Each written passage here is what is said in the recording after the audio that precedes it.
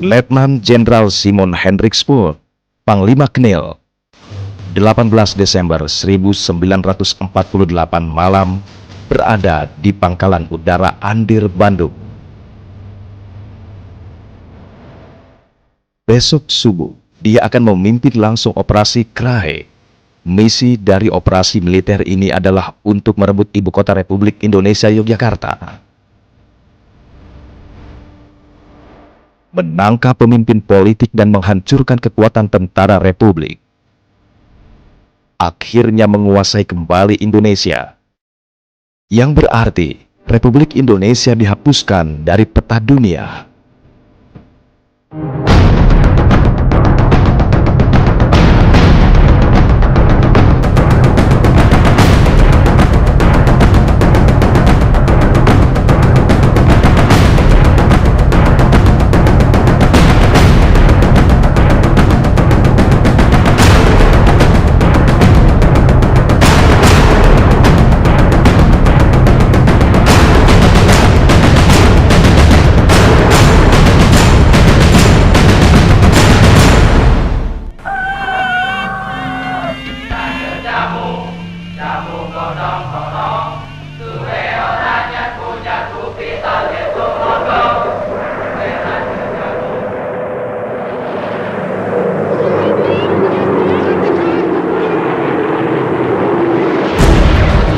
Mesin pesawat tempur kerajaan Belanda mendesing kuat, memecah keheningan Yogyakarta pada pagi itu. Pesawat pengebom B-25 Mitchell terbang rendah dan menghujani landasan udara Baguwoharjo dengan ratusan bom.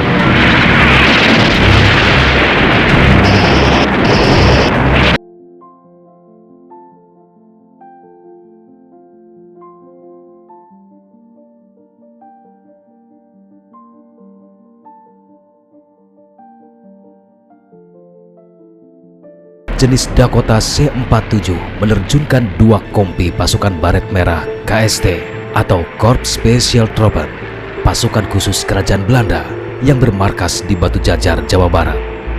Pendaratan pasukan ini merupakan pertanda dimulainya operasi militer Belanda dengan sandi Operasi Pelikan, sebuah operasi besar di bawah pimpinan Letnan Jenderal Simon Hendrik Spoor, Panglima tertinggi Knil, Koninklijke Nederlands Indisch Leger.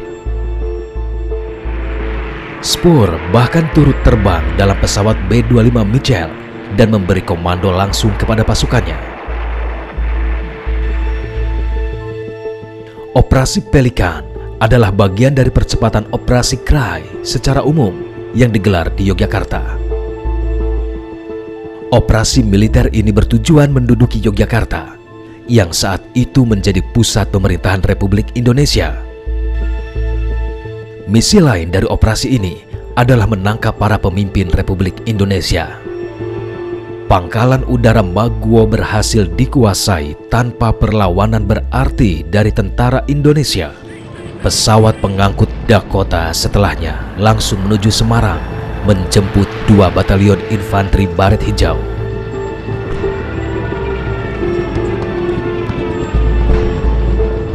Dibutuhkan 120 sorti untuk memobilisir 2 batalion pimpinan Kolonel Van Beek.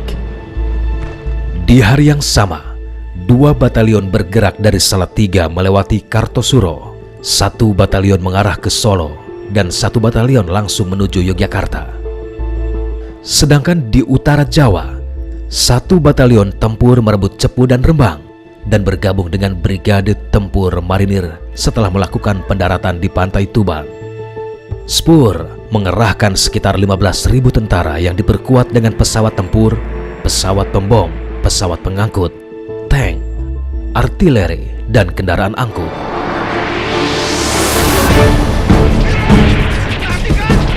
Serangan militer tiba-tiba seperti ini sontak membuat masyarakat Yogyakarta kalang kabut. Padahal Komisi 3 Negara tengah melakukan perundingan damai sejak Januari 1948 di Kaliurang. Maijen TNI Purnawirawan Sukoco Cokroatmojo. Beliau adalah salah satu pelaku sejarah yang mengalami langsung serangan operasi Krahe. Saat itu ia berpangkat Letnan II. ia ditugaskan berjaga di sekitar Istana Negara bersama dengan satu peleton pasukan polisi tentara yang dipimpinnya. Kira-kira jam 3 siang, itu pasukan Belanda sudah sampai kantor pos sama benteng Vredeburg. Itu sudah depan-depan sama istana. Nah, saya komandan peleton dari kompi yang jaga di situ, masang anak buah saya di pinggir pagar itu, dan dari pinggir pagar sama benteng Vredeburg itu sudah tembak-menembak. Sampai maghrib itu Belanda sudah berkuasa lagi. Enggak, sampai maghrib Belanda sudah menduduki Jogja. Pasukan kita sudah lari meninggalkan Jogja, kecuali pasukan di istana itu sudah juga ditawan oleh Belanda. Presiden dan sebagainya itu karena mereka memutuskan. Jadi di istana sendiri terjadi keributan karena saya, komandan peleton, itu mengusulkan agar supaya mereka melarikan diri lewat belakang, menyelamatkan presiden, kan tugas saya kan menyelamatkan presiden. Saya disuruh ketemu Mayor Gandhi. Mayor Gandhi itu ajudan presiden. Mayor Gandhi juga tidak bisa memutuskan, menyuruh saya ngadep Presiden Soekarno. Presiden tanya kepada saya, ada apa, Cok? Begini, Pak, saya ditinggalkan dengan 30 orang di sini, Bapak masih bisa lewat belakang karena istana belum terkepung. Begini, Cok, merah putih tidak menyerah. Jadi begini, tangannya itu kanan, merah putih tidak menyerah. Pasca diduduki Belanda, Yogyakarta pun mencekam. Sebagian besar masyarakat bersembunyi, bahkan melarikan diri ke daerah lain. Hari ketiga pasca serangan, Kolonel Dirk Reinhard Albert van Langen, komandan wilayah Jogja dan Solo, mengirim pasukannya untuk menjemput para pemimpin Republik di Gedung Agung, lantas membawanya ke lapangan terbang Baguoharjo.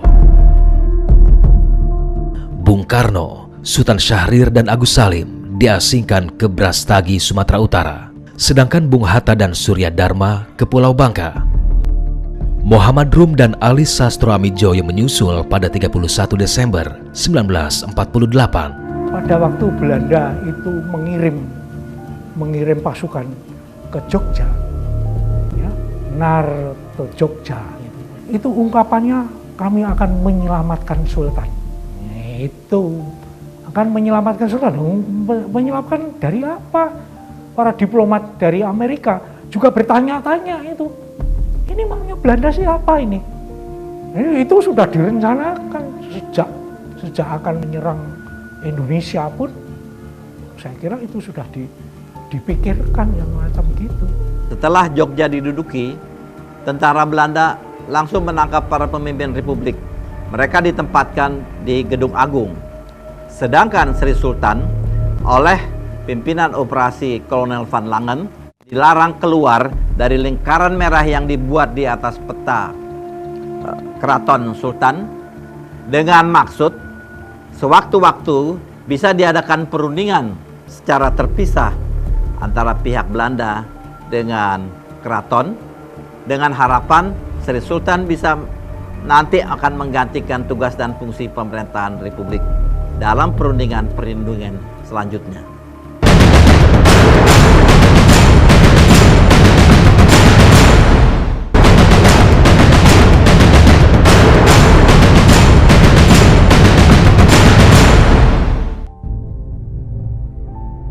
Sementara itu, Jenderal Besar Sudirman menolak menyerah. Melalui siaran radio, ia justru memerintahkan seluruh tentara Republik Indonesia melakukan perang gerilya. Perintah itu ada dalam surat perintah kilat nomor 1/PB-D-1948. Jenderal Abdul Haris Nasution yang waktu itu berpangkat kolonel dan menjabat sebagai panglima tentara dan teritorium Jawa menceritakannya dalam film dokumenter karya Roelof Kiers. Ze dachten ons in Jogja konden duiken bijvoorbeeld. Ja, waren niet van plan om daar ons eigenlijk te laten duiken. Om daar niet in die killing ground te komen, dat is niet het plan. Dus wijken, alsmaar wijken. En het spoor had gepland, hoorde ik later. Na 3 maanden is rust en orde. Nah,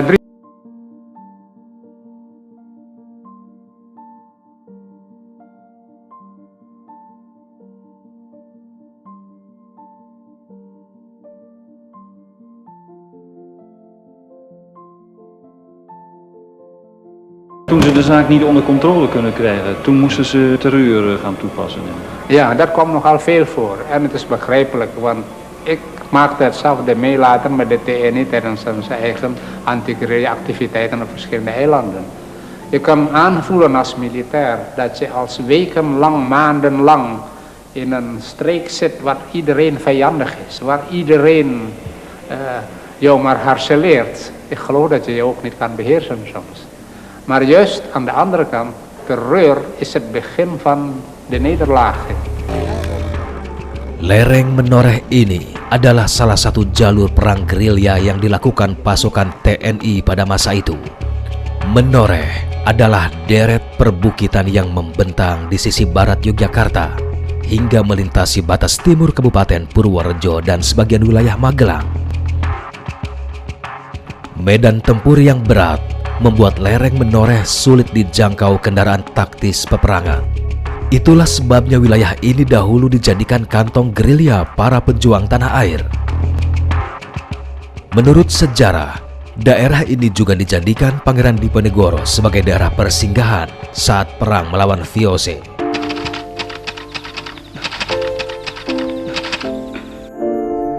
Ini adalah markas dari Kolonel TB Simatupang. Kolonel TB Simatupang itu adalah wakil kepala staf angkatan perang saat itu. Beliau menyingkir dari Jogja ke sini itu karena waktu itu Belanda menduduki Jogja. Dari sini pula semua kegiatan pemerintahan militer mulai dibangun selain MBKD yang ada di Manis Renggo. Di tempat ini juga Pak TB Simatupang itu juga tidak sendirian. Di sini ada Pak Ali Budiarjo, ada Moko Dinta. Beliau itu adalah pasukan Siliwangi yang sengaja ditinggal. Pada tanggal 18 Februari 49, Kolonel Bambang Sugeng beserta Letkol Wiliater Huta Galung, beliau datang dari Gunung Sumbing. Mereka menyampaikan hasil rapat harus membuat sebuah serangan yang bersifat spektakuler. Bambang Sugeng saat itu menyampaikan apa rencana dari Divisi 3 tersebut. Pak Bambang Sugeng meminta kepada Simatupang untuk membantu membuatkan konsep maupun teks yang nantinya akan disiarkan pada saat serangan umum 1 Maret itu selesai dilaksanakan. Dalam bentuk bahasa Inggris, sekalian dipancarkan di Playen dan di Wiladek. Kebetulan kita ada satu namanya Bu Sutilah. Beliau itu adalah ketua dapur umum. Pak Ali Budiarjo. Pak Ali Budiarjo, oke. Niki Pak Karyo Utomo. Pak Karyo Utomo. Nggih. Niki Pak Moko Ginta wonten niki. Oh, Pak Muka. Nggih. Moko Ginta ini. Niki Pak Widya. Pak Widya. Kadang dapur nggih niku sing masak niku 3 kali.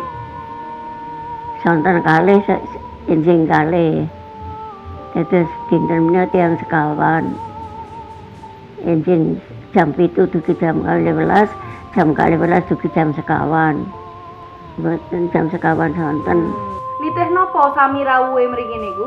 Mboten nek wong jalan kaki kok tentara-tentara niku nak ngungsi to. Niku londo sing dugi Jogja niku rak ngungsi mriki. Nggih.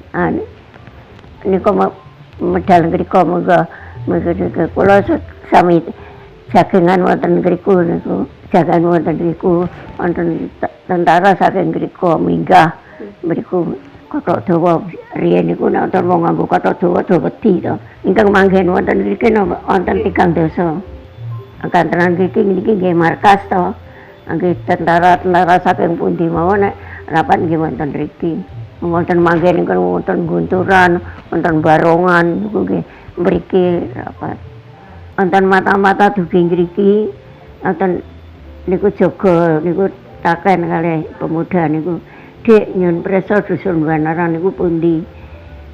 Kula niku mriki niku mboten wonten dusun Banaran, mriki niki dusun Kaliwungklon ngoten.